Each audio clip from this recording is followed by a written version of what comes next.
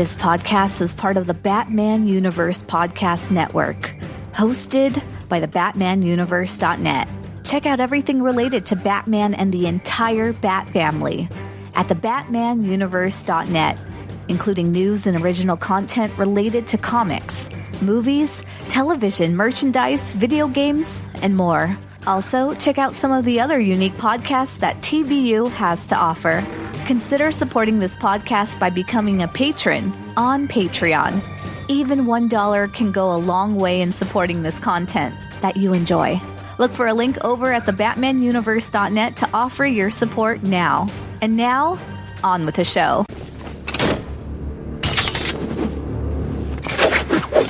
Okay, so right here is where I need a quick timeout. My cat just knocked a bunch of shit over. I gotta clean it up real quick.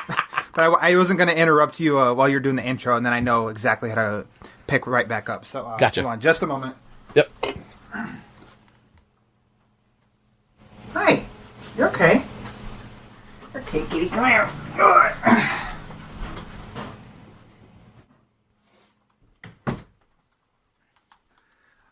Okay, here I am. Sorry about that. No problem. I am not professional today. Goodness gracious, damn cat. I remember those cat days. We go to do something, I'm like, don't do it. Don't do it. And they just look at you like, oh, they look at you as they slowly put their paw up and then knock the pop Yep. off the table. So, okay, you introed me. I can pick it up in 3, 2, 1. You don't like the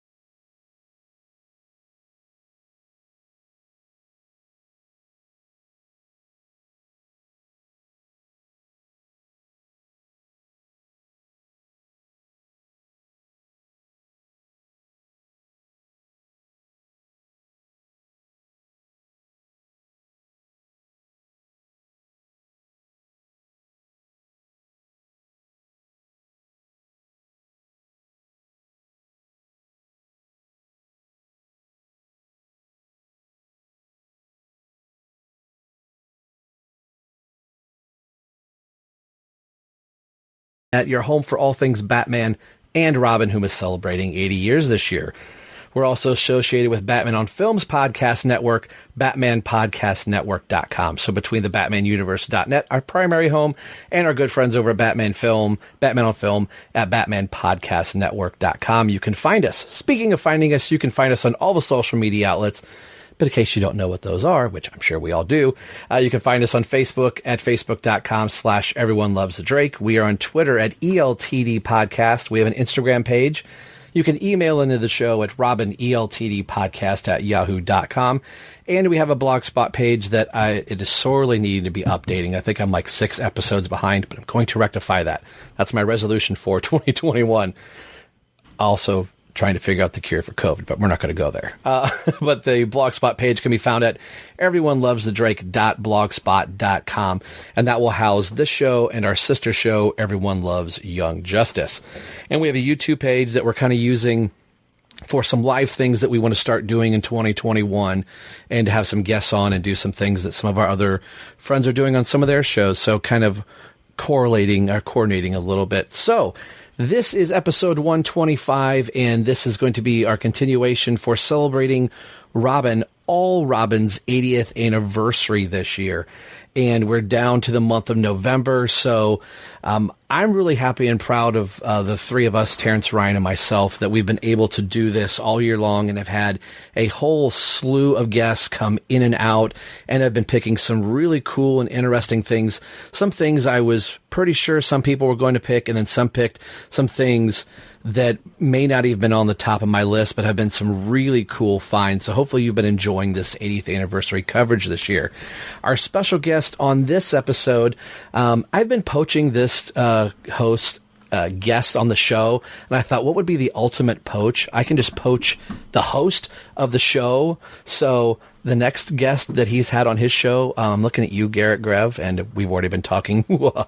So, all kidding aside, our special guest today is a host of an amazing show that we're all big fans of, and I've been honored to be part of as well. That is the Batman Book Club, a podcast that explores the Dark Knight library. As we are recording this episode, he just released his 32nd episode of the show. It's a Q&A episode with our very own Ryan Haas.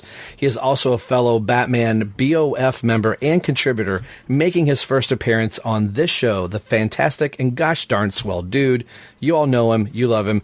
Mr. Ryan Lauer, spelled like lower. Dude, how are you doing today? Mr. Rob Myers, what an introduction. Thank you so much for having me on.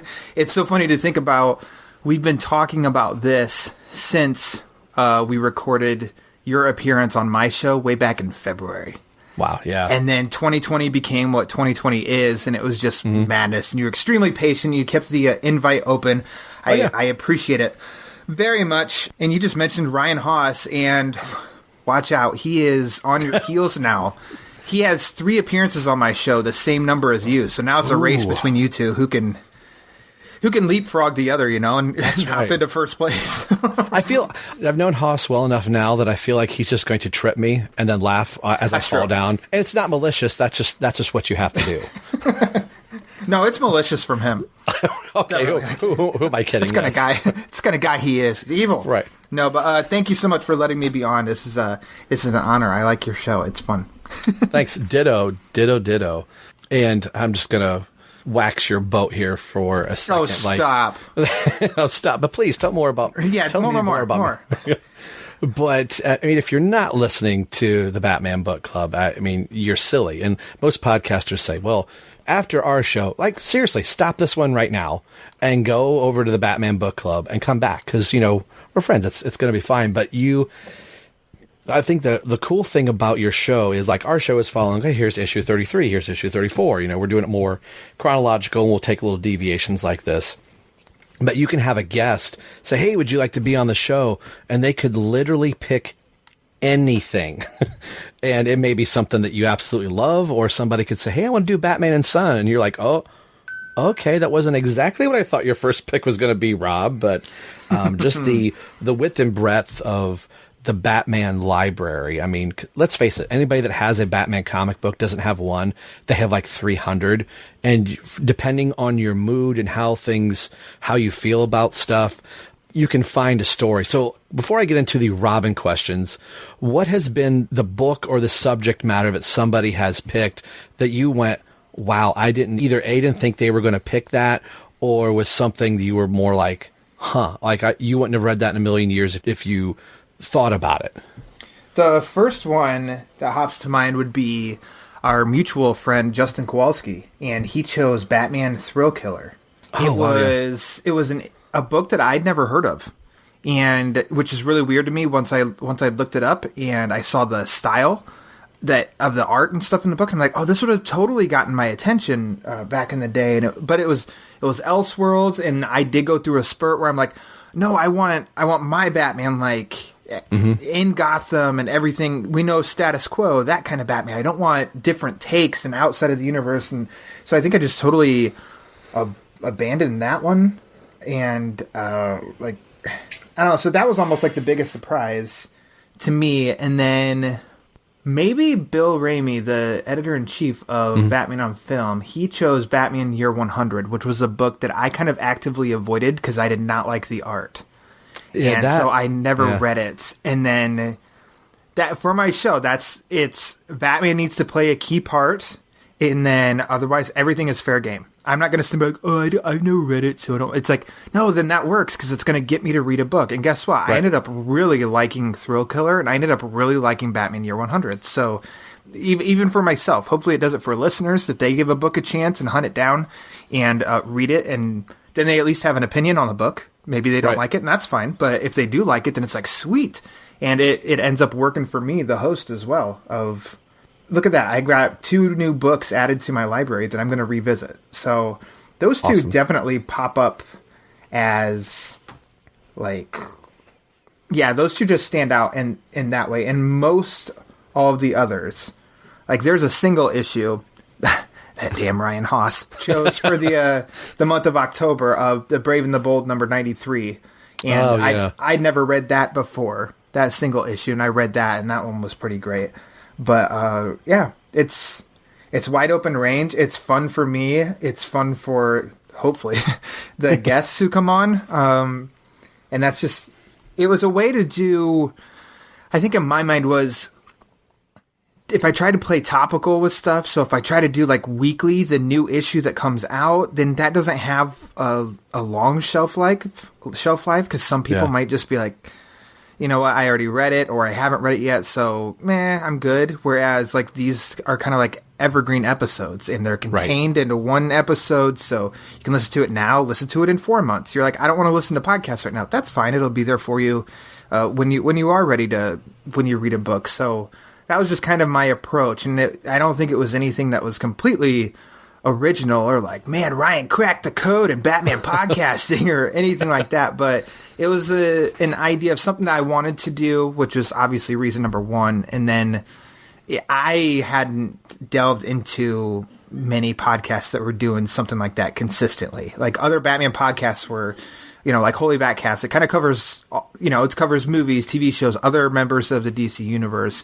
Right. The Drake follows Robin specifically. And so it's like the Batman on Film is touching on Batman on Film, and stuff. So I'm like, okay, it's hitting that area, that area, that area. What about this specific area? And I'm like, I'll just try it. So I'm rambling now, but that's that was my mindset behind all that. And then, you totally threw me for a loop for Batman and Son. I know. I don't know, to be honest, I'm going to tell myself, I didn't know entirely what the purpose of the show was initially when you had asked.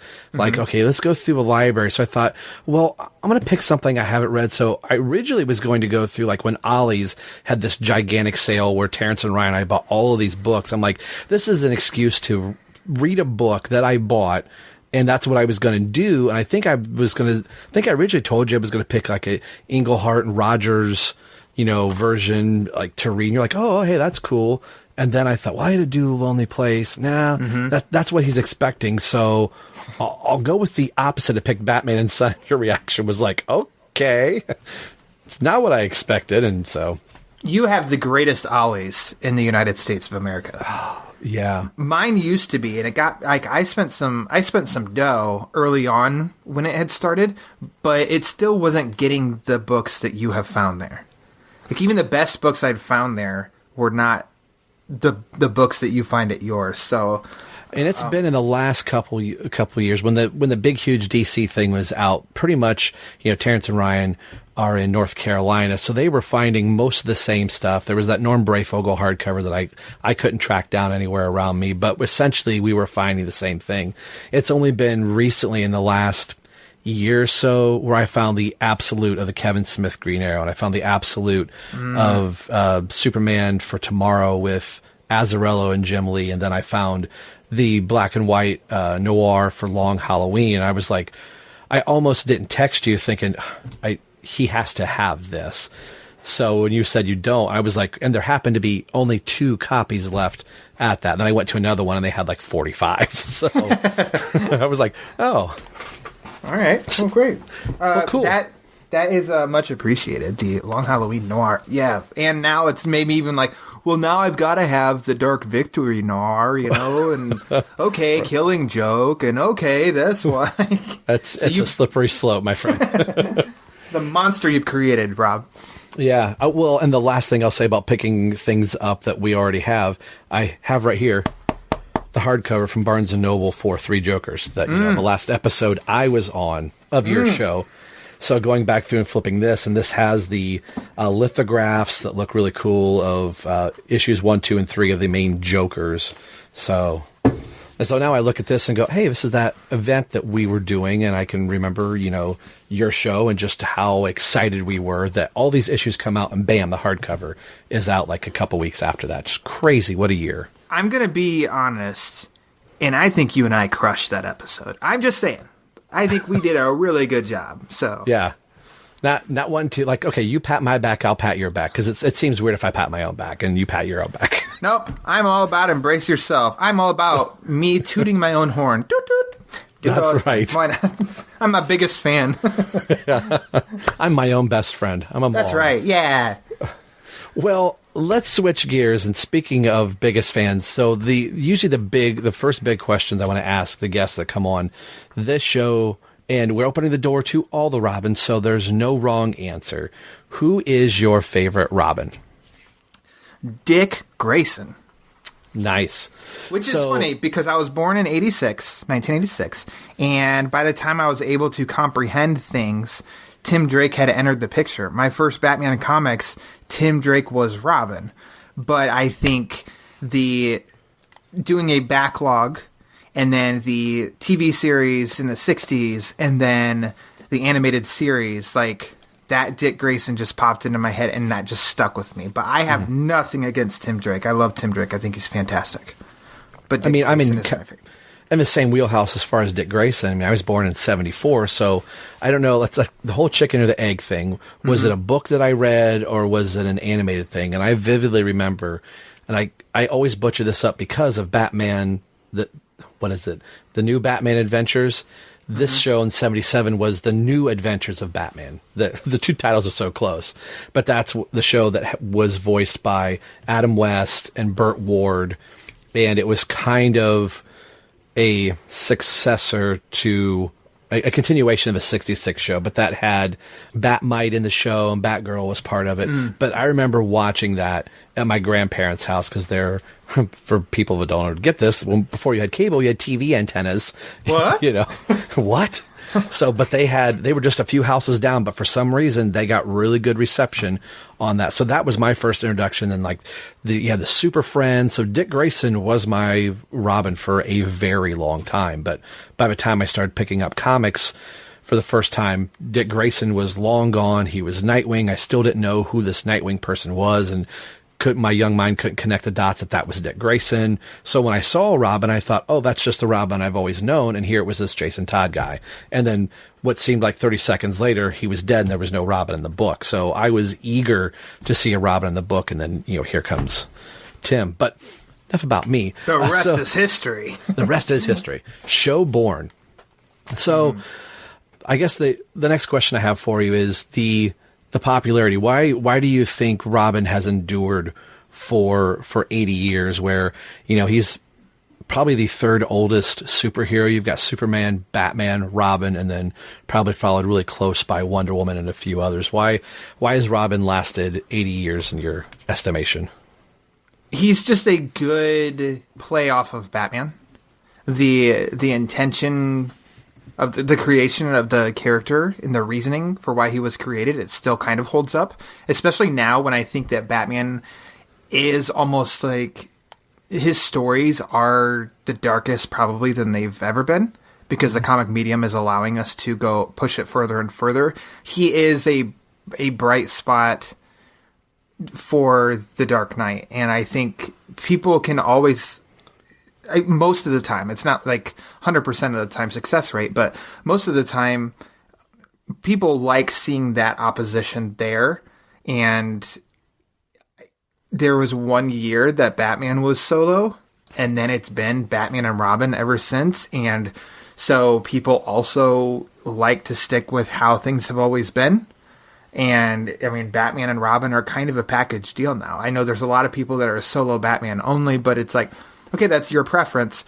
Most people recognize it's the dynamic duo. It's Batman and Robin. So I think it always adds another layer to any Batman story if you bring in any of the Robins on both of them, either taking down the criminals, solving the mystery, or something that is happening to Robin affects Batman and vice versa. So I just kind of think you pick from any of those examples and throw it into a story, and it can most of the time be pretty successful, of course, as long as it's executed well. But right, and especially with the variety of Robins that we have, each one stands out and is very different from the other.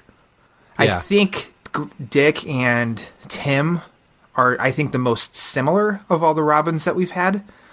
but they're still pretty different. And they address, bring different things to the table when they're teamed up with Bruce or Batman. Yeah, and the ways that they were brought into the story affects Bruce differently, too.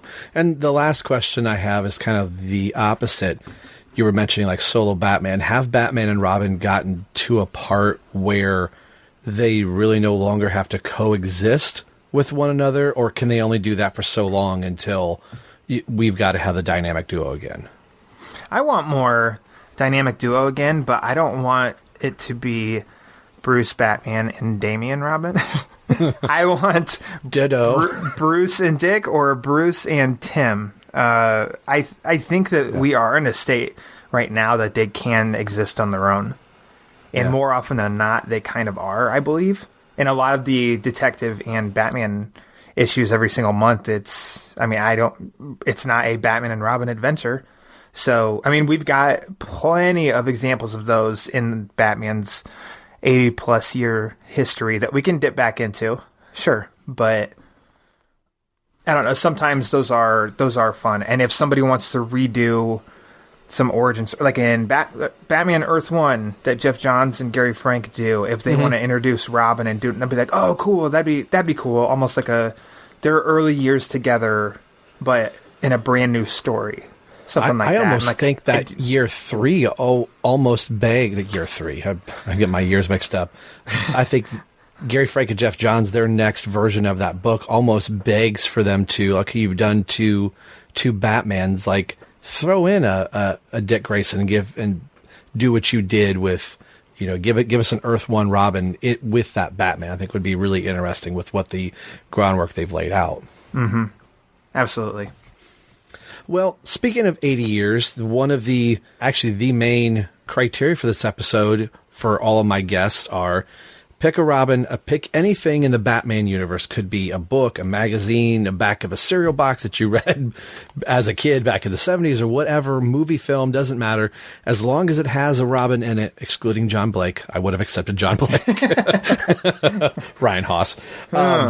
Yeah. I like John Blake. Anyways. Yeah, there you go. And off. That's the end of the show, folks. So that was the only criteria. So what did you pick today, sir, and why did you pick it? I chose Robin's Reckoning, the two-part Batman the Animated Series. And I chose that because this Dick Grayson is my favorite interpretation of Dick Grayson / Robin out of anything that I have encountered with the character. I know he's he's college boy Dick Grayson in this. He's not the young, the teen wonder, the boy wonder.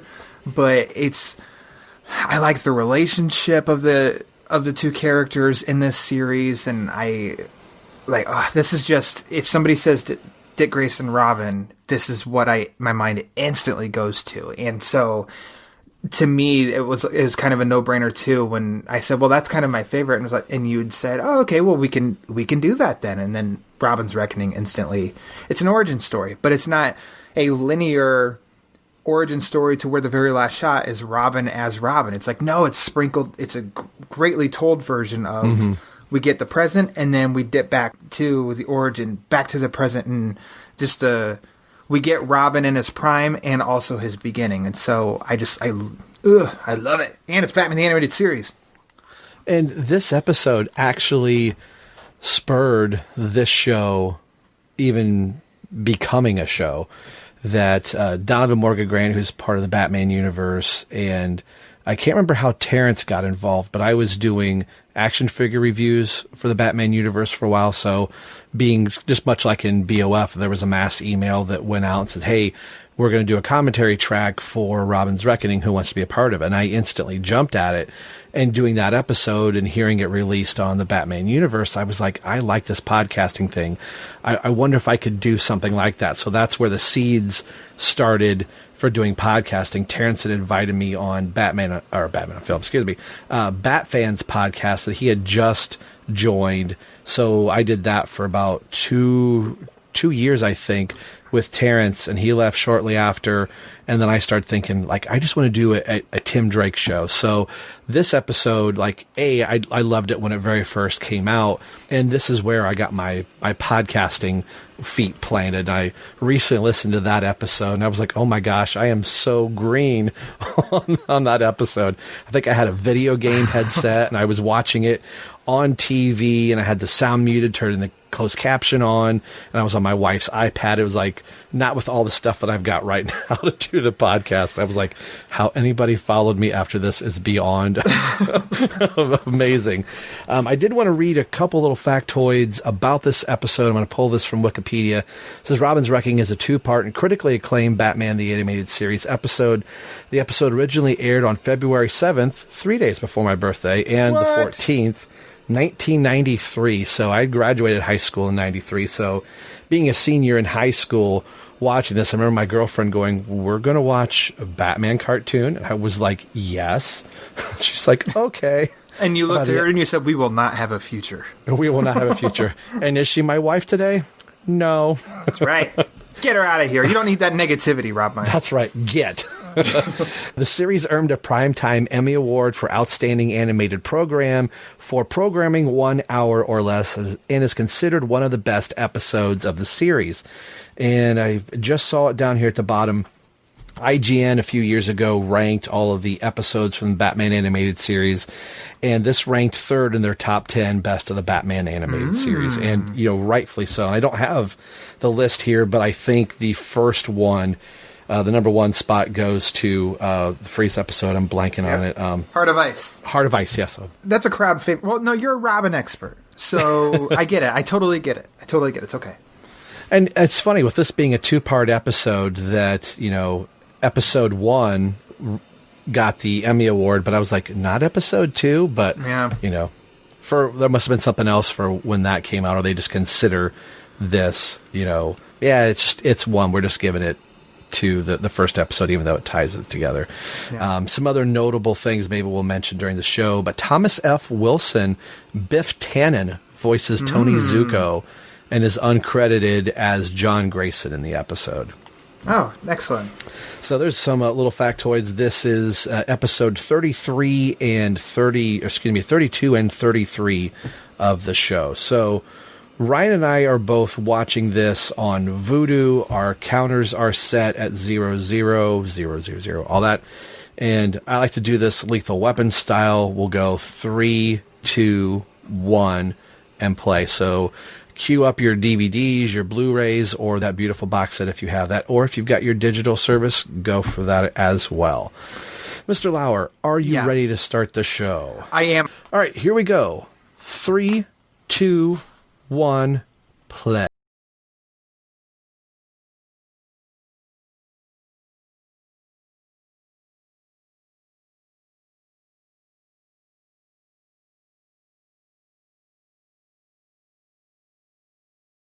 Many times I hear this theme song, it never gets old. There's never a part where I'm like, all right, I'm going to fast forward. I've heard the Elfman theme a million times. No, I listen every single time.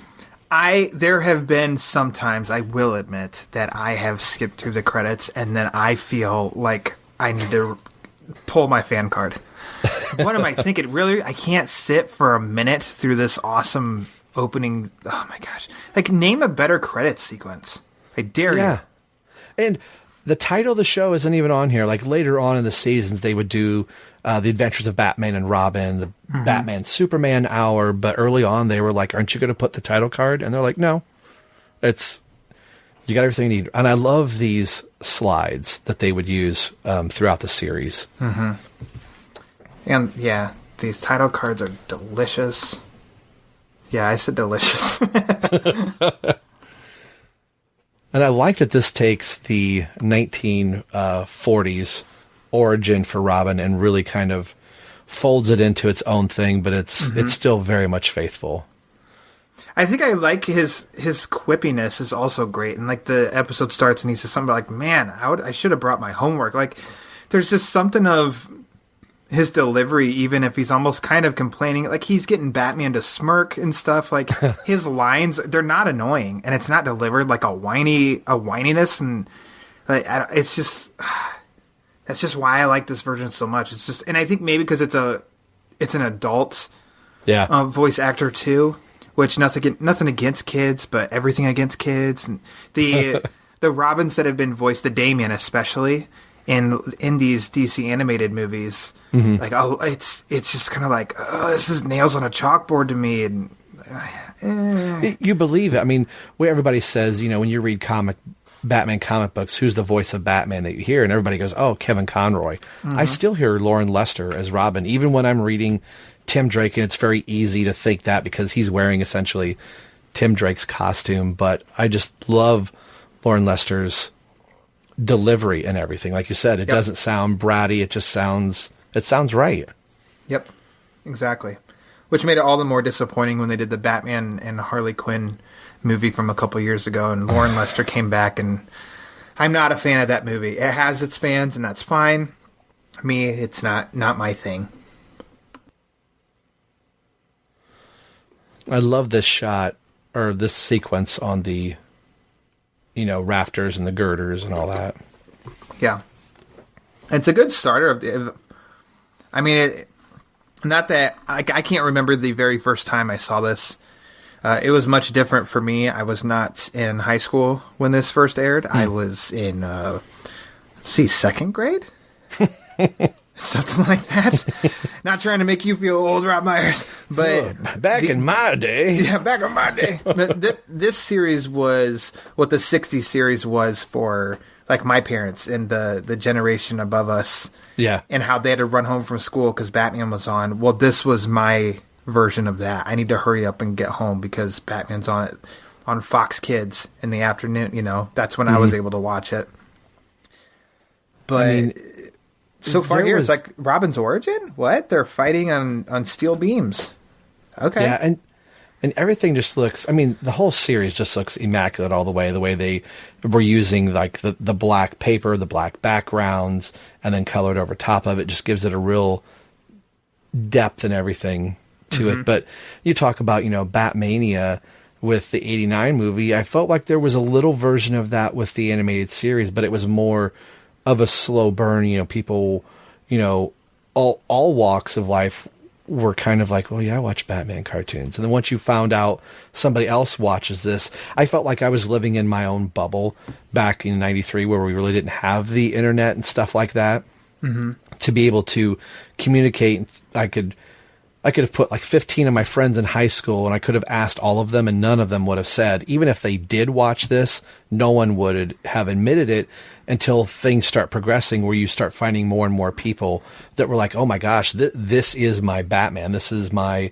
version of the Batman universe.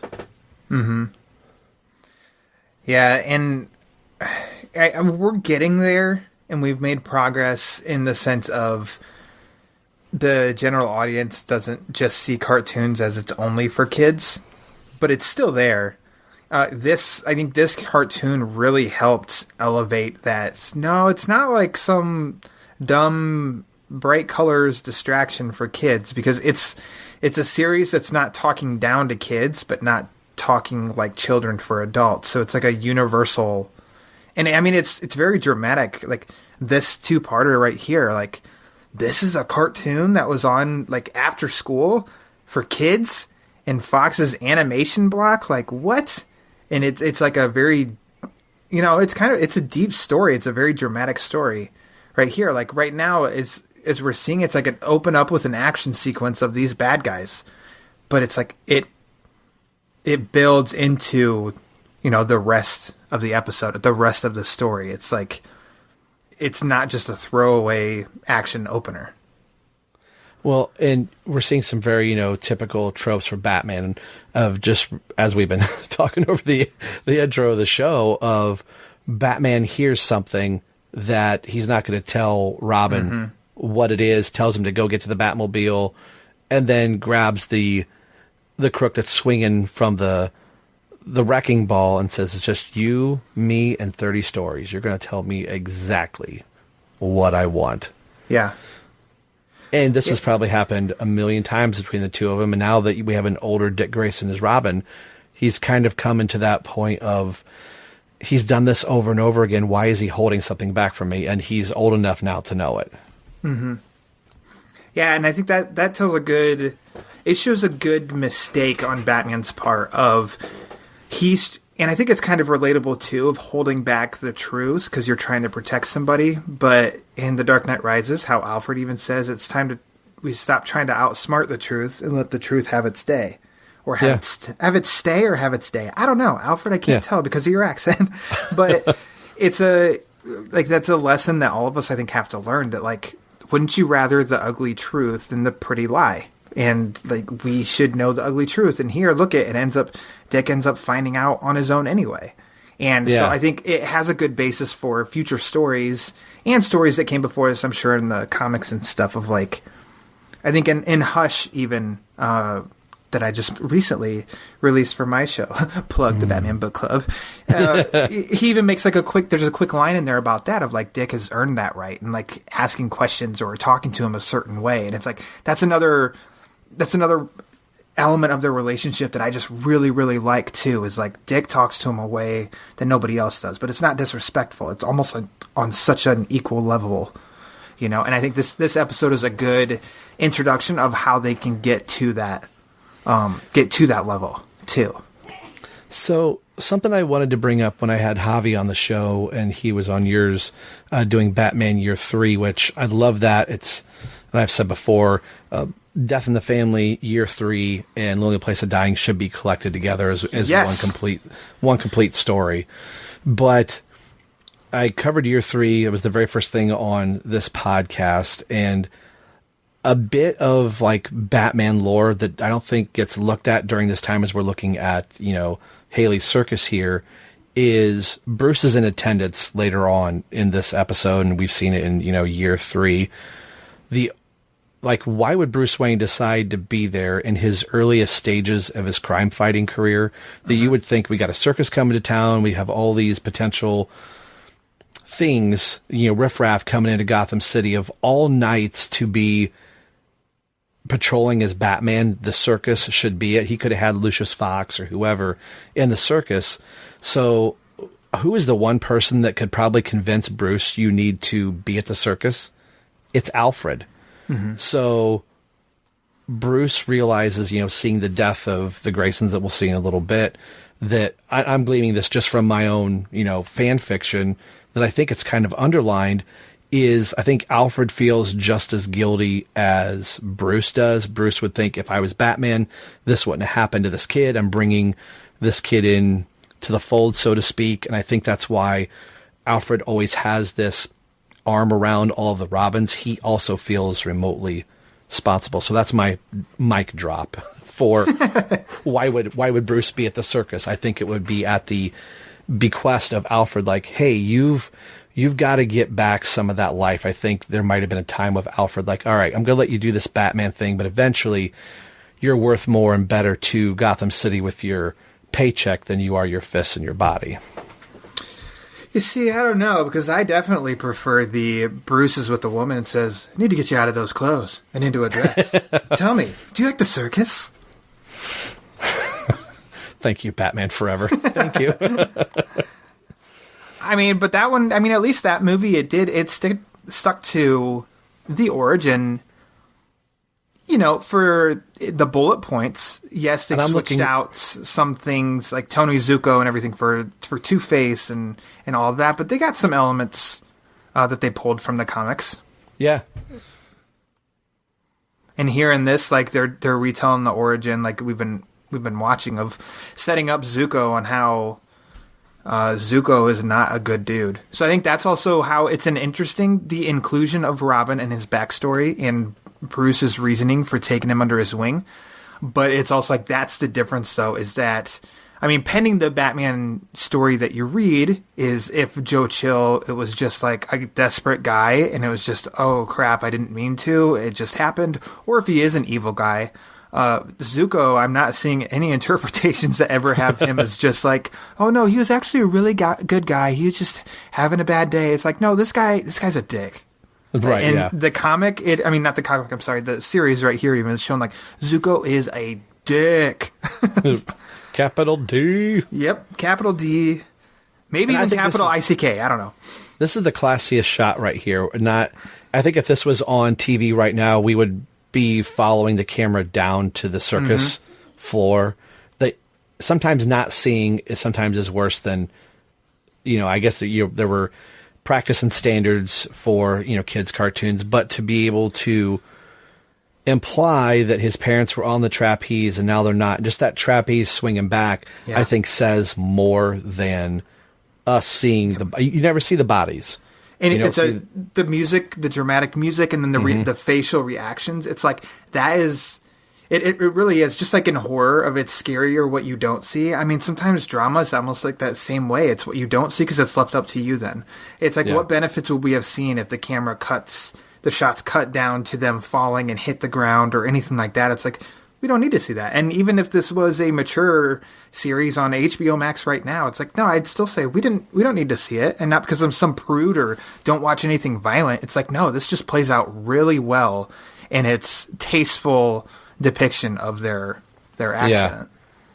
There's a little more elegance to that, and your mind can fill in those blanks and you start getting emotion for the thing that you can't see. Do you think that I want to say it's inevitable that in a live-action Batman movie, Dick Grayson or there's going to be Robin. Maybe they're going to skip Dick Grayson whenever he comes back. I don't know. But do you think the circus act is outdated?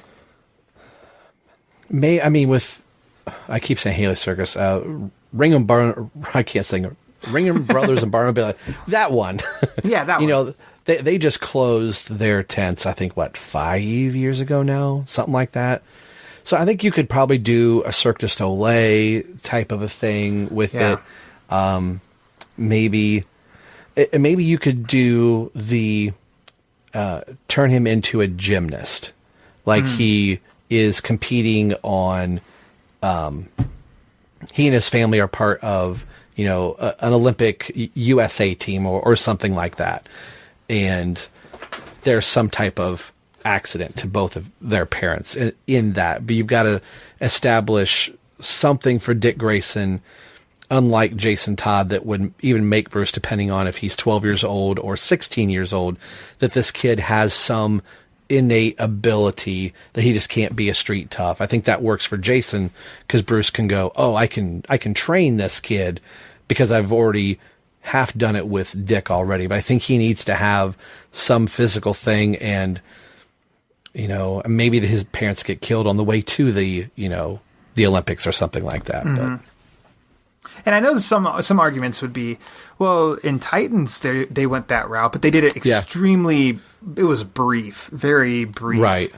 To which you're also, I think, the Titans series is reaching a much smaller audience that's much in tune with Dick Grayson's origin and stuff. Whereas a live action theatrically released movie, that's reaching everybody to where. I don't know, it might play out a little differently. So it'd be interesting to see if Matt Reeves does something with that in his Batman. You would almost movies. have to treat it like Gotham City has a Vegas type of circuit going on. Like there is this aerialist show that they put on for back in the day when there used to be circuses type of a thing. Matches Malone. Yeah. We all love matches, right? That's right. Lucky Five. I like it. The Z-Man. I like how Kevin Conroy he drastically changes his voice tone for matches too. It's like, oh, hey. It's almost like, let's go Fonzie with it a little bit. Or he could turn to Tony Danza, hey, yo, oh, way. I sound more like Peter Vera than I do Tony Danza, sorry. Jersey's finest.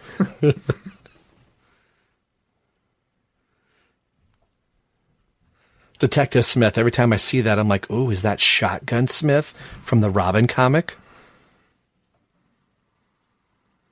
Which is a meaner, brasher Harvey Bullock.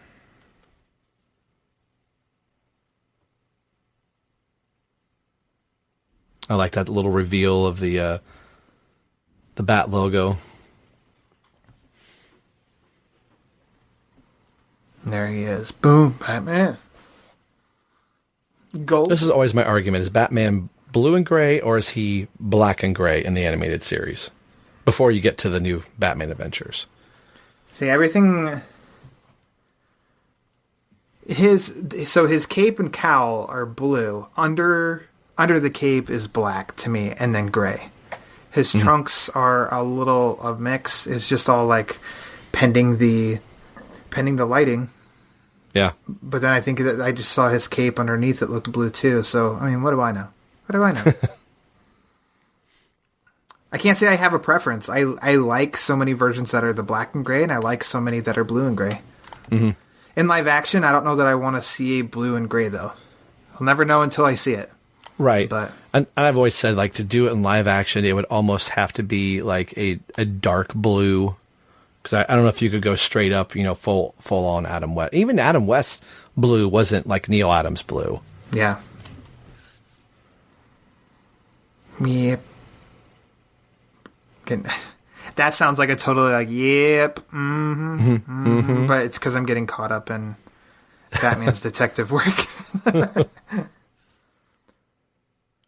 Which at this point, it's like it's strong storytelling because we're seeing the world's greatest detective doing his detective work of undercover as Matches Malone, and then it leads him to Stromwell, which is leading him to, and it's like it's escalating and it's evolving. The story's moving along. We haven't seen Robin or Dick Grayson for a few minutes, but it's like that's okay. Even people wanting to tune into Robin, it's like Robin's still there in spirit because the point of all of this investigating is on behalf of Robin. Right. Getting smacked around. Yeah. Smacked around Biff with newspapers. That's why I miss newspapers. Not for the reading, just the smackability with somebody. Well, now we don't have anything soft to whack each other with. It's like we've had to grab like harder things, which I don't even know what we're smacking each other with iPads now and Kindles. It's a newspaper in theory, because now I'm reading the news. I've got 5 days of newspapers in this iPad, okay? So...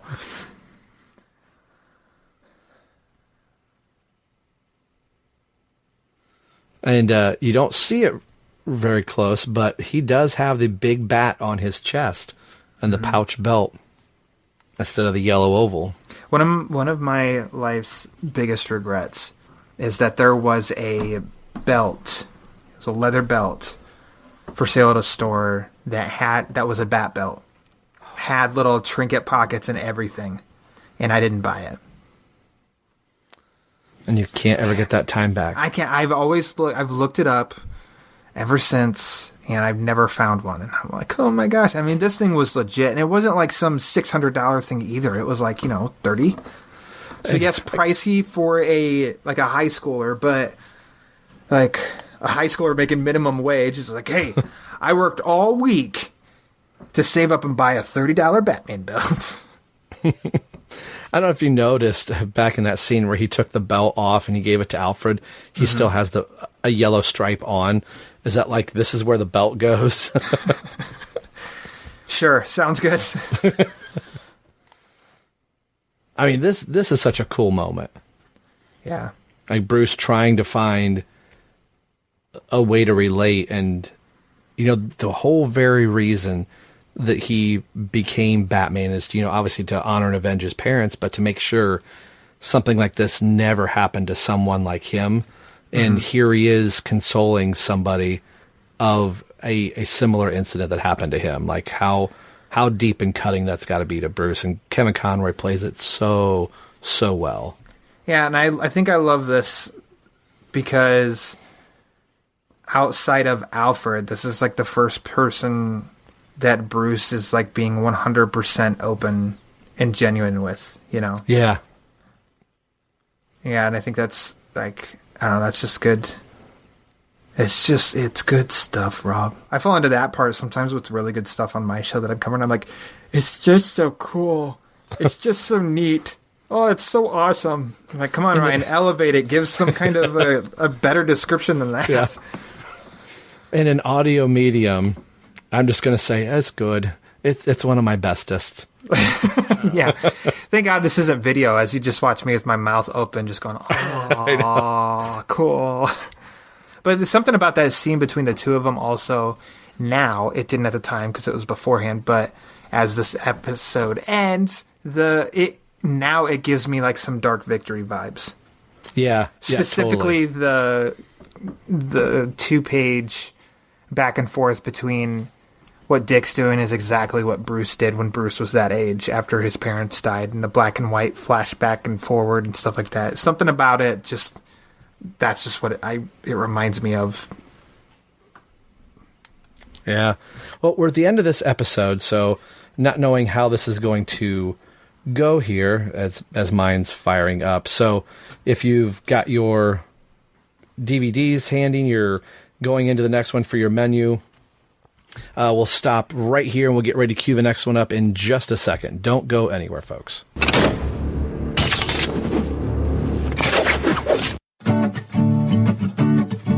Grab your bat microphone. It's time to start the show. Check out the Bat Pod with your host, Bill Beer. This was an issue.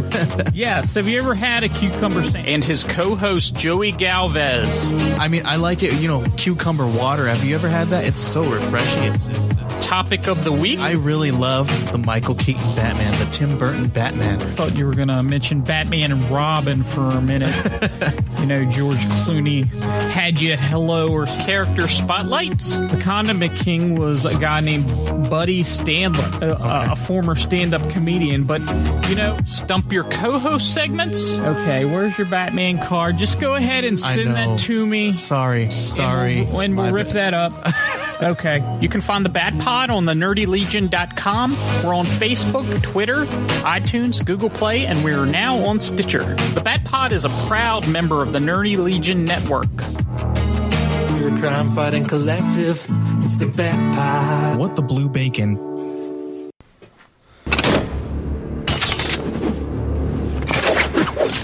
All right, folks, welcome back. We're ready for the second part of Robin's Reckoning. So, like I said, this came out on the 7th of February, and did I say the 14th of February? I believe so. Yes, Valentine's Day. So this is the nice romantic episode that if my girlfriend in high school thought it was silly that I was watching, Batman the Animated Series on the 7th, there was no way in heck I watched this on Valentine's Day because I knew I was taking her out. So this was something I had recorded.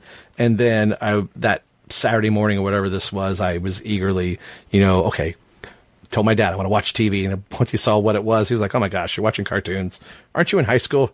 Shush, Dad, it's Batman.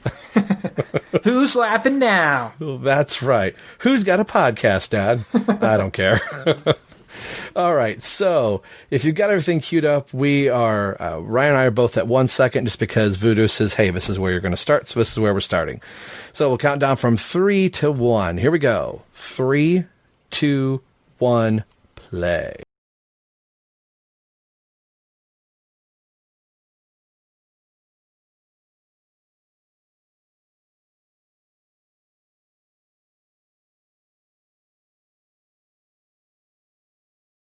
Now, I will be honest, as the animated series goes along and they start changing the format and go, hey, we're going to call this The Adventures of Batman and Robin, I did start to skip those. Like, all right, I'll fast forward through that because there just wasn't something like, it wasn't the Elfman, theme music, but, Shirley Walker would do a large chunk. She didn't do every single episode, but I think she conducted like 90% and wrote, probably the same percentage of the music as well. There was a few here or there. Mm-hmm. But I buy some of these for the podcast, and as we're reading synopsis for issues, I'll always put the animated series music underneath, 9 times out of 10 or whatever we're reading. So back when times were normal, I lived in Chicago and commuted in Chicago to work, I would listen to music while sitting on the bus and reading a comic, and I would always have music playing, and most of the time I'd choose the animated series soundtrack. Mm-hmm. It's perfect. I would go between some of the movie soundtracks, and one, ironically, that I listened to quite a bit, and it may not be one of my favorite Batman movies. I mean, not that I don't like it. The Dark Knight Rises soundtrack, I love that score. I mean, Hans Zimmer, you can't go wrong, but the score is so, pulse-pounding, and It's, final music as Bruce is going out over the, I'm about to say the ocean, the river or whatever that is. I mean, that's just some like heartbreaking, music. But yeah, you can't go wrong with the animated series. Preach. So we Robin's just Reckoning got Part 2. a rehash of everything that happened. So if you didn't pay attention to the first episode, now you're caught up. Yeah. Ryan and Rob talked over the whole darn thing. Yeah. Guys, shut up. But now it's like we're kicking off with a bang here. Robin is on the move. Robin has entered the story in full force. Tracking engaged. This almost has like that Batman and Robin vibe where, they're driving up the arm of the statue, as crazy as that is, and Batman deactivates the Redbird, and Dick Grayson's like, ah! Only in this case, Robin deactivates his own tracking. I tried to correlate to Batman and Robin. I'm sorry.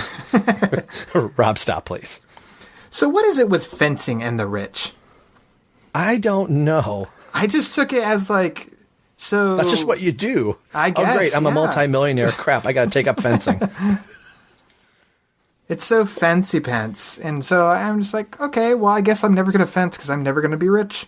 That's right. I mean, that plays a part in, what is it, Die Another Day, James Bond, where there's this big fencing match that's going on. And it's never appealing. No matter who the man is and how fit his body is in a fencing suit. It's... Yeah. I want you to take this strap and I want you to run it right here. No. And then you can poke at each other, but you've got to do it daintily, I guess. Yeah. No, I just want to crack you upside the head, stab you in the heart and done, and collect my trophy and prize and go home. What's wrong with that? You just want to go play tackle football outside. Yeah. Yeah. That's the Midwest simpleton in me. Nah, let's just fight. Just fight. That was a good punch. Red-headed Jim Gordon. Mm-hmm. A la Year One.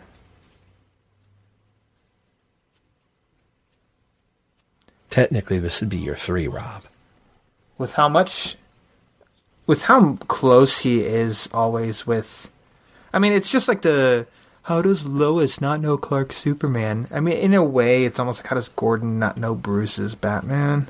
Yeah. I know this is talking Robin, celebrating Robin, but especially this instance of like where we're building toward of Robin, it's like all the signs are there, but yeah, you just took this ward that died at the circus, and yesterday I was on the rooftop with Batman, and he had a 12-year-old on the roof.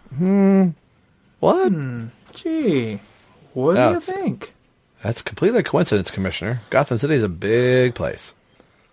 The thing, I think this animated, like this outfit, Dick Grayson, looks like one of the kids in, I think it's the Underdwellers. Or, no. Oh man, shame on me that I'm not remembering. It's the... Oh, yeah. The Friends flashback, 2 friends, and the one, like, the train's coming... Yeah. Oh my gosh. Ryan Haas, where are you when I need you? Where's your lore? I know my Batman the Animated Series, but when like some of those that weren't my favorite, I'm not an expert on. And it's the priest, right? Yes. On the train tracks? Yeah, that's not the Underdwellers. No. Again, Underdwellers does have kids on it, but this seems like those 2 kids, circa, 19 whatever.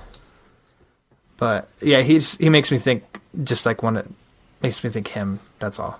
And then this looks like the Question is approaching him because at first, right, no lines drawn on the face.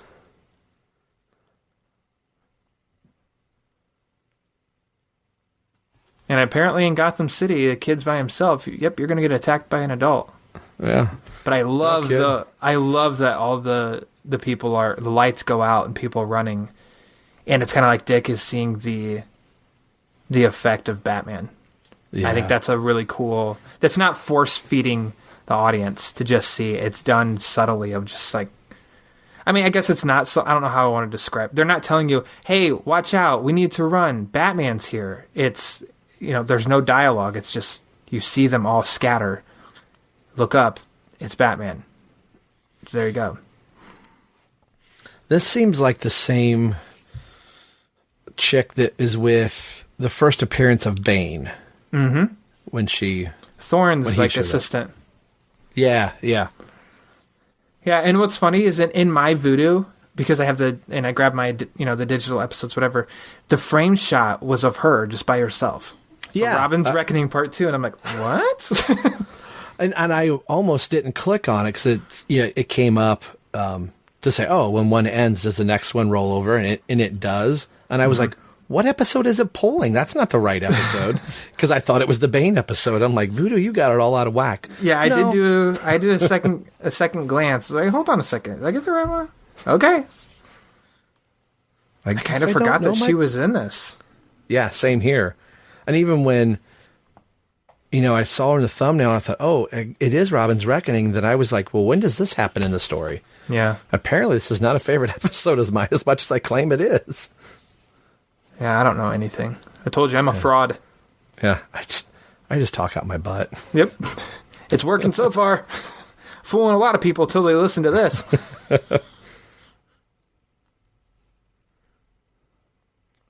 Well, so right now we're getting civilian Dick Grayson speaking to a character that we've never heard of or seen before, and yet it's still adding to the episode, And that's how it's just like this universe of Batman the Animated Series is such a rich well to draw from, because it's just such good storytelling. I say that it's one of my favorite shows, not as like, well, yeah, one of my favorite cartoon shows. It's like, no, it's one of my favorite shows, period. Yeah. Because these are just good storytellers. And we're watching a Batman series that's about Robin, and we're not seeing either one of them, and I'm still invested. And just like the IGN list that you'd read earlier, I don't have my list of top 5 or top 10 episodes of this series, but this is in my top 5 for sure. And I can't say like part 1 is in my top 5 and part 2 is, so I was like, no, to me it's 1. The 2-parter episodes, it's 1, because otherwise it's just kind of like not fair.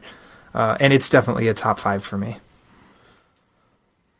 And I think in a different world, or maybe if the show, by the end of it, I think this would have been a 2-part episode. Like, stay next for the second half of, whatever. Yeah. That they would have used the full hour block to just play this in its entirety. And I've always kind of wanted to see it presented like that. Like any of the 2-parters that are on here, just make it one complete episode and let it be, 45 minutes long instead of, 2 20-minute episodes. They had the VHS tapes, and I had the one of Robin grown up. I had to go to the store. They were cheap at the store, but it's because they only had like 2 episodes on them. Oh, but, yeah. The Robin one had both episodes and just one played right after the other, which is really funny that they only put 2 episodes on each one. And the Mr. Freeze one had Heart of Ice and the Maxie Zeus episode. Oh, yeah. And I was kind of like, okay. Like, but that's an odd choice. Yeah. Let's take a fan favorite and one that's like, what? You do know there's another Mr. Freeze episode, right? But okay. Right. That's fine. Bruce does the right thing always. Save the innocent save instead of sacrifice the innocent. Classic Batman. Yeah. And in this case, it's quite a cold swim down the banks of Gotham. And here his cape is like black. Everything's black. Yeah. Black and gray. Granted, it's a flashback, but then just got a little bit of blue, but then it's all black again. So if that's their nod to year 1, I'm all for it. That's fine. Yeah. Yep. No yellow oval. Nope. Big pouch belt. Peter Vera would say, I hate this costume. No yellow oval. No yellow oval. I wonder what he thinks about the one of my favorite Batman suits is the Batman Incorporated suit. I love that suit to death. I like the idea that the emblem glows like we talked about in, 3 Jokers, but I wonder for some people like, okay, that's a bit much. He's got a flashlight on his chest. I like it. I don't love the suit, but I do like the lit up aspect. It's something that almost seems, and full disclosure, I have not read every single Batman comic. What? Why are you even doing your show, man? I know. But that was like, it's almost like it's a concept that's been there all along and it finally was utilized. And I'm like, well, that's cool. Why didn't we think of that before? Yeah. And we're now at the reveal. Dick has gone back to and kind of how I said, save, not sacrifice the innocent. And Dick gave him some grief that, like, you had Zuko and you didn't get him. Why didn't you get him? And that's a fun way to be like, it's almost like some audience members of like, why didn't you? And it gives us a moment to explain this is why he does what he does and why he is the man that he is. And then the full reveal in the cave is fun. Bruce's smile is cheesy, but whatever. Kevin Conroy, I know you just did the voice acting for this, but could you smile a little bit betterly? Betterly? I can't even talk. Betterly. Funny thing about Kevin Conroy, this is way off track, but Robin's investigating, so I'll fill this in while he's investigating. I cut a promo for my work and had to for Cheers. Was watching a bunch of Cheers, and I got to the episode that Kevin Conroy's in. Oh yeah, he is young, and that guy is buff. Yeah, I mean he plays an athlete, but man, he is buff. And I'm like, look at you, Kevin Conroy. You know, he could have talk about in another world. He could have played a live action Batman at some point. Can you imagine in that physique that he had, hearing that Batman voice come out in a live-action film? Yeah, that'd have been cool. I'm way behind. I didn't get to see him as Batman in the crossover of last year. Not yet. I'm trying to catch up to watch that at least, because I want to be caught up before I dip in. I want to be caught up on Arrow at least. I know something that happens with Arrow. But I want to catch up before I dip into those. Anyways, that's not either here nor there. But Tony Zuko is a mean man. And I like how they drew him. Like, he is wigged out. You could tell he has not slept for days. He's freaking out. And that's one thing I liked about Adrian Romano's casting of all this. Mm-hmm. Until somebody told me that this was the actor that played Biff Tannen, I would not have guessed it. Yeah. Because there's very few actors that you listen to and go, okay, that's so-and-so. Yeah. But everybody, they cast the voice and the style and the timbre rather than, okay, we're going to have this week's celebrity come in. Like, I think I knew it was Mark Hamill just because I was reading up on it. But if I had watched the episode first and then somebody told me, I would have went like, are you kidding me? Mark Hamill's the Joker?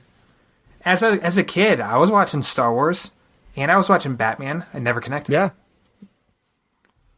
I think I really like... So, first of all, I always just hear Conroy from Mask of the Phantasm, Andrea! Andrea Romano. I can't think of anything that she missed when it came to voice casting. No. Everybody is perfect. But for this, in every regard... Sometimes it's great when a villain is a villain. So Year 3 you talked about with Javi was on my show to talk about that. And I'd said with Zuko, it kind of gave a backstory to him, And I'd asked him of like, do you feel a little empathetic for him because he had a rough life? Or does this not bother you? And I think like Zuko is one too. For this series, he's a loose cannon. And he's got some size to him. He's looking out for himself, and those kind of people can be the worst ones because they have no care for anybody else. They don't care about anybody's life or anything. They just need to get out, and so that's desperation. And then you put a gun in his hand. It's like, oh crap!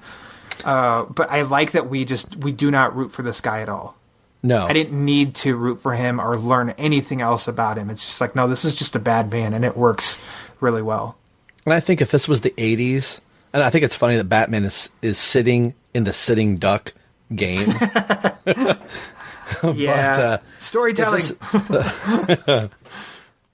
But I think if this was in the 80s, that this would have ended with Zuko going, oh, my home life is so bad, and this is why I did the things that I did, that you leave the episode going, Oh gosh, I really feel for that Tony Zuko. Hopefully he can get the help he needs and can become a reformed member of society. Like, you're like, no, this guy's a D-bag. He is going to rot in hell, you know? Yeah, the Robin jump on the bridge. Yeah. To me, that's iconic.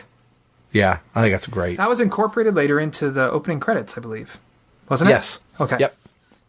I question it because I don't know. I've been known to be wrong in seeing what I want to see. And I think that was incorporated into the credits once it goes into the Batman and Robin adventures. Yeah, okay. Or I think it's adventures. Matter of fact, I think it's like shot 2 of the sequence. Now I'm going to have to go back to the Blu-ray to find out. We see this episode is here to prove that we are not fans. Right. We don't know what we're talking about. Everybody listening, suckers. Kidding. I'm going to make you waste an hour. I like the fun, and this is the fun that they did in the cartoon, that they could do it in a really eerie way of like some of the sets.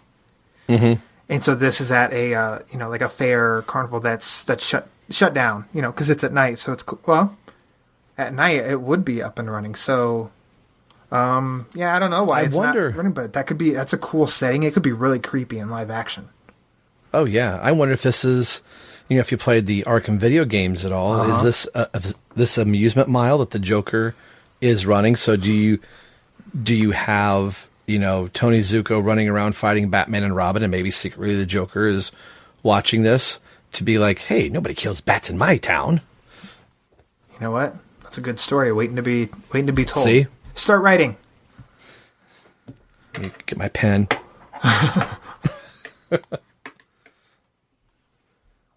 But, an episode like this, it's like sometimes it's really easy. Okay, you got Zuko as the bad guy, but guess who's been behind it the whole entire time? It's the Penguin, or it's the Riddler, or maybe it is the Joker. But the episode doesn't have to rely on that because, like we've been saying, good storytelling. Like, this is just a good story right from the beginning. Yep. And this is that moment of Bruce trying to keep, a reason he's trying to keep this from Dick is so Dick doesn't cross this line. Yep. Because I think Bruce would have known if I had found my parents' killer, what I would have done with. Yeah. Well, I would have forgiven him on his deathbed is what I would have done. Exactly. Wait, I did do that.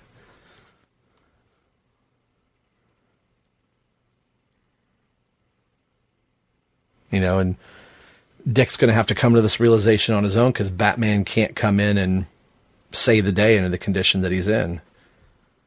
And I love that that's how the episode it's not ended yet, but it's like that's the big moment at the end is Dick's faced with that challenge. It's his biggest test. Mm-hmm. Is he going to become the thing that he swore to protect? Or protect against, I should say. Mm-hmm.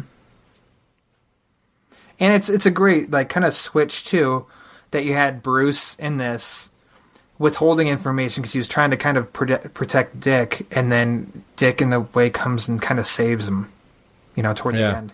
Batman was outnumbered. He was doing well because he's Batman, but you see it. He had to grab a board and set his leg in place, and here comes Robin. Bam!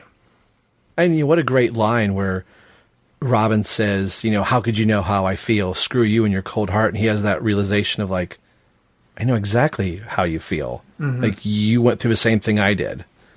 Yep.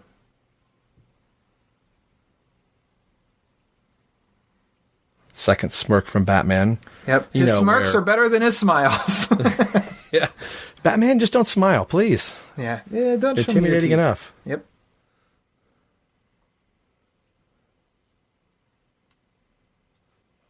And to see Batman get to his personal core, a real raw emotion is, like a series just does this so well.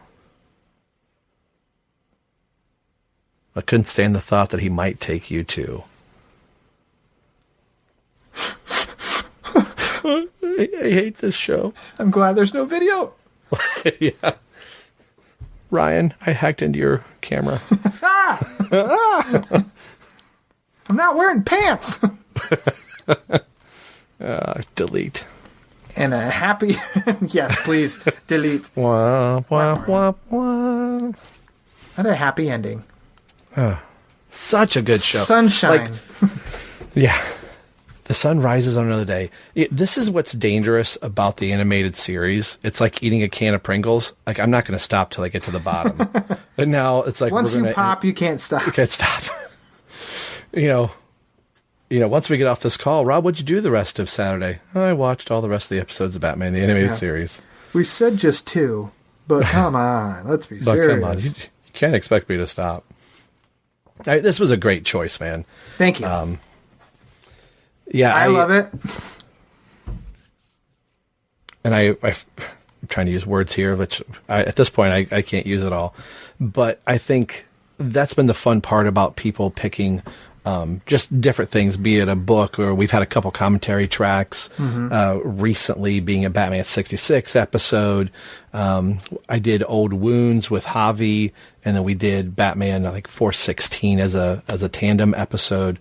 But having done 2 animated series episodes, there's a reason why in 1993, when I first saw this episode, and in 2020, it still hits all the same marks. I'm not looking at it 30 some odd years later or whatever, 20 some odd years later going, it's not really holding up. Like, each one of these, like the episodes that really didn't land for me, they aren't like necessarily bad episodes, but the great episodes like Heart of Ice and this and Joker's Favor and all that stuff still really hold up today, and there's no like loss and like, it's not as great as I remember it. Like, it still is equally as good. Like you said, it's a show. It took itself very seriously. It wasn't playing down to the audience. It met them at a level, and it just stayed there. Yeah, I agree. And kind of like you said with I will say Christmas with the Joker is my favorite episode of the animated series. But then Robin's Reckonings are up there. The Mad Hatter episode, his debut.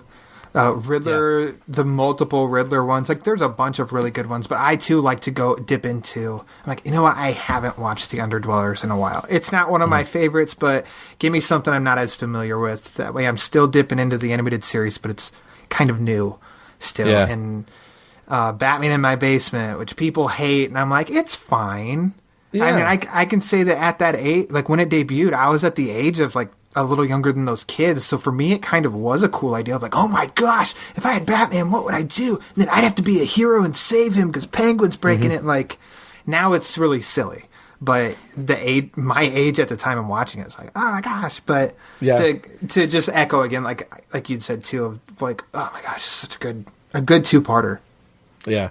And another one of my favorites, I think I've said before, is Growing Pains. The Clayface Robin episode where the girl that he's chasing is actually a part of Clayface, but has its own,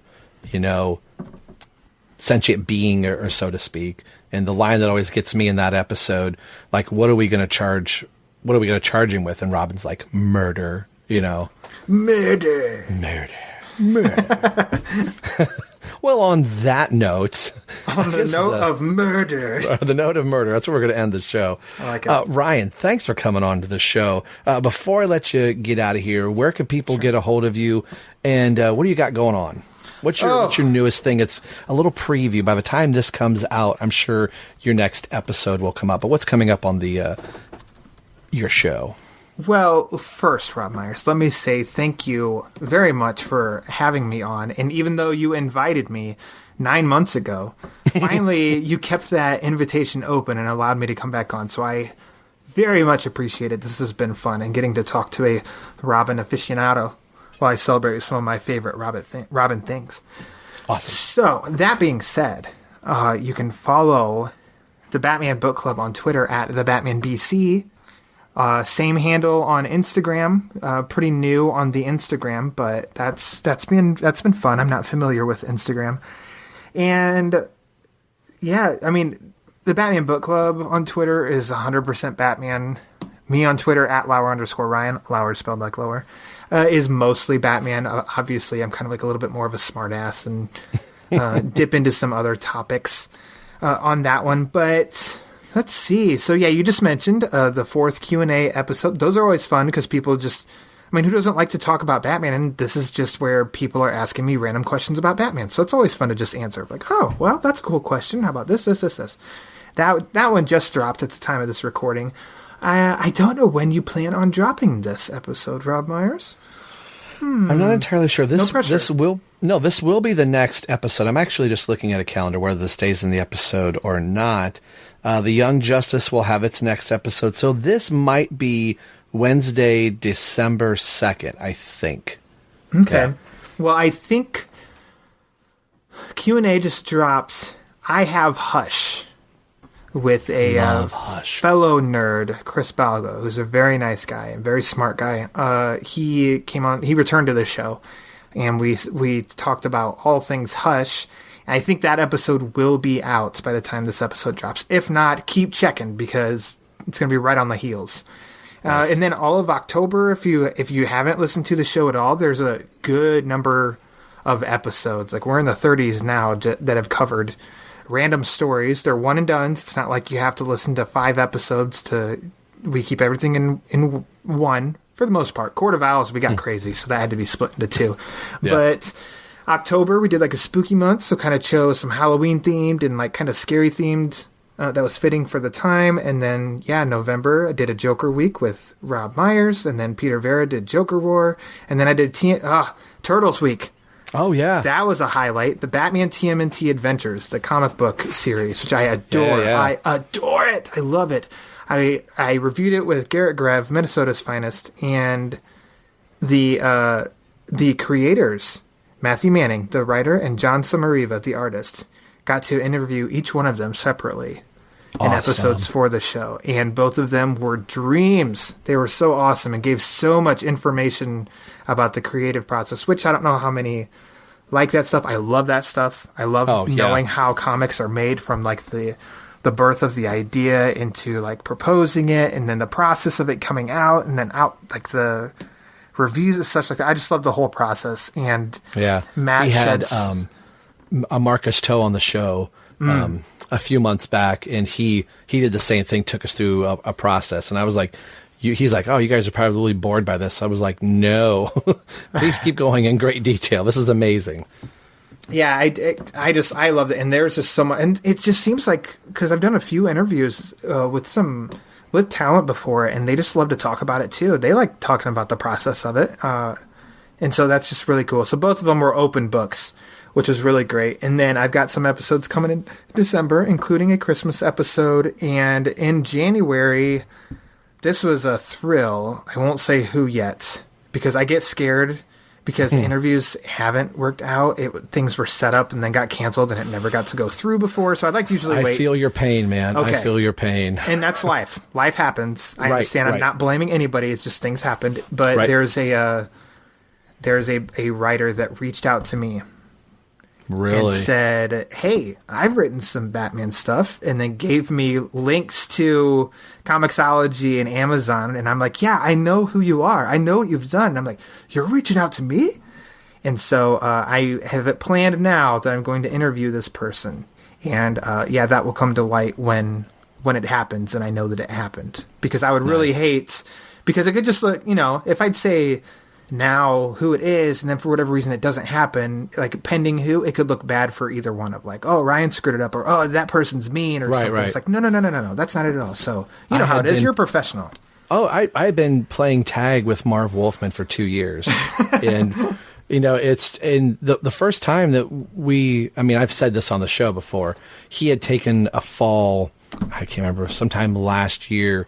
And the week before we were going to do the interview scheduled is when he fell and had to cancel a lot of his Comic-Con appearances. And then he's just been so busy after that, we would set something up, and it just didn't happen for whatever reason. So yeah, life just gets in the way sometimes, and it is what it is. And like he says, oh, we'll circle back to it. So I'm like, all right, but the door's still open. We're circling the airport. So you get back to him and you say, hey, I've circled.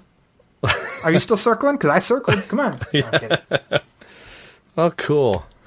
Well, I think this is where we're going to end this episode. Want to give a big thanks to my host, Ryan Lauer, for coming on to the show, my friend. The door is always open here at the Drake House. I've made you a spare key, and we'll get you on a proper show, and we'll have you dive into a Robin book, and maybe we'll go through that together with the rest of the Drakes, Terrence and Ryan. That sounds awesome. I'd love to.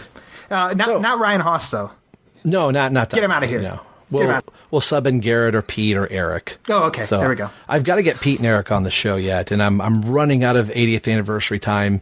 And Pete actually was wanting to do a Dark Victory, and just like you said, just trying to schedule things. It's not working out, and I'm like, I'm in November, and I've only got a handful of episode spots left, so I'm going to have to come up with something to get Pete on the show again. But this is where we're going to end this episode on the behalf of my wonderful guest, Ryan Lauer. I'm Rob Myers, and you've been listening to the BatmanUniverse.net. And more importantly, you've been listening to the 80th anniversary celebration of the greatest superhero ever, aside from Batman, Robin the Boy Wonder.